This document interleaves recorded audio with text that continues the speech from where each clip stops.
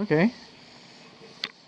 Got a little condensation inside the screen on this side, which I've never seen before. It's supposed to be a waterproof camera, but I had it in my ice chest cooling down. See the brick over this door, okay? And the brick over this door, and also the brick over the front door. And, okay, these metal lintels are holding the brick up. They have disrupted the drainage plane.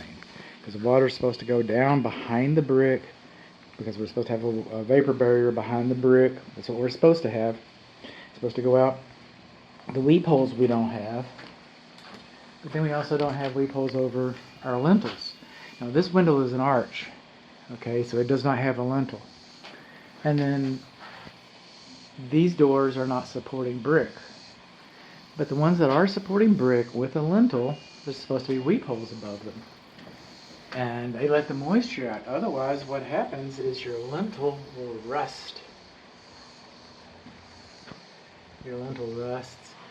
When it rusts, it expands. When it expands, it cracks the brickwork. Like that. So this is our English garden. I already had my little kumbaya moment and drifted off into my hippie days. But we're back to reality now. I'm moving around. No rain gutters. Now this gives me an indication of the age of the roof, because we're on the north side of the house and algae is forming along here. So this roof is no spring chicken. Okay, it's taking a little while for the algae to develop. So, and the moss grows on the north side of the tree. In case you're lost, you know where north and south is. Okay. Moving on along. Now, we do not have any control joints on this house. Now, I've been pointing out some exterior movement. And I just got to say that considering the age, considering the location, considering that we don't have rain gutters, considering that we got poor drainage at the front of the house, all things considered, we don't have control joints. All things considered, I don't see that much movement. Okay, so it's pretty straight. It's pretty straight the way it is. You got to chase me.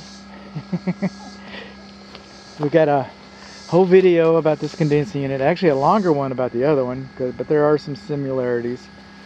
The difference between this one is the disconnect is behind it, and we also have this light with exposed electric junctions and unprotected NM cable that's bootlegged off of your power supply coming to your condensing unit. And this power supply is supposed to be for this condensing unit only. There's our sewer disconnect, our sewer clean out. I believe this is probably for a septic system, a passive 2-tank lateral line type system, but I could be wrong. I don't inspect septic systems, so don't rely on me for that. Coming on along, this is the light. Like I said, it looks to me like it's a little LED light, so it's not going to pull too much off of that. Nothing should be pulled off of that, even a little bit. Okay, and then we're moving on along here. This is just about, if not where, we started with the previous video, and we were talking about a little bit of movement right there, and a little bit of wood damage, water damage right up there. This is the front door that doesn't have the lintel, that doesn't have the weep holes. No weep holes.